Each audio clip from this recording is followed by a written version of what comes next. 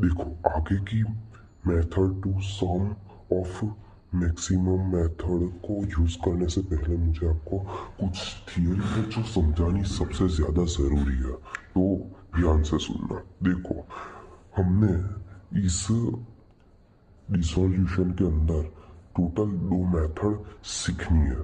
पहली surplus capital method जो हमने ऑलरेडी सीख ली है, आपको भी पता है सरप्लस कैपिटल मेथड हमने ऑलरेडी सीख ली है। ओके, तो उसके अंदर मैंने आपको 5 एग्जाम्पल कराए हैं। तो उसके अंदर आपने देखा हो तो मैंने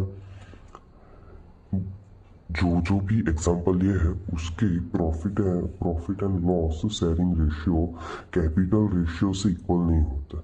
एक बार आप भी देख लेना।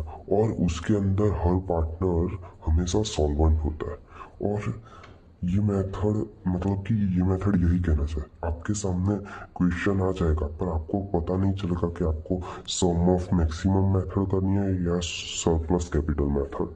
तो अब यही चीज मैं आपको समझाने वाला हूँ।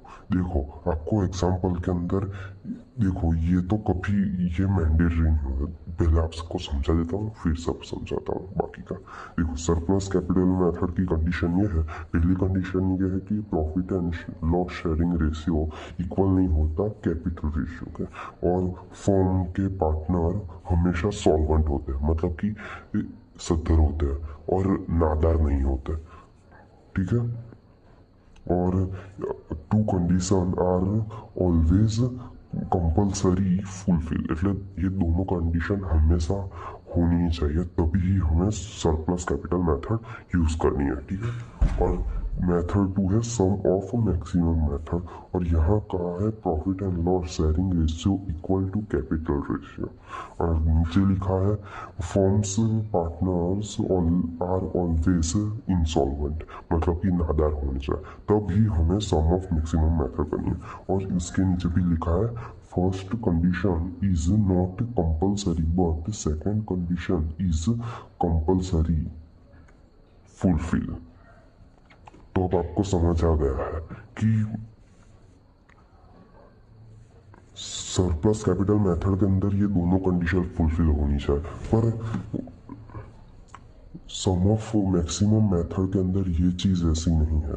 सम ऑफ मैक्सिमम मेथड के अंदर पहली जो कंडीशन है वो कंपलसरी नहीं है, बल्कि दूसरी कंडीशन है कि हर पार्टनर इंसॉल्वेंट होना चाहिए, वो फुलफिल होनी ही चाहिए, तभी हमें सम ऑफ मैक्सिमम मेथड यूज करनी है।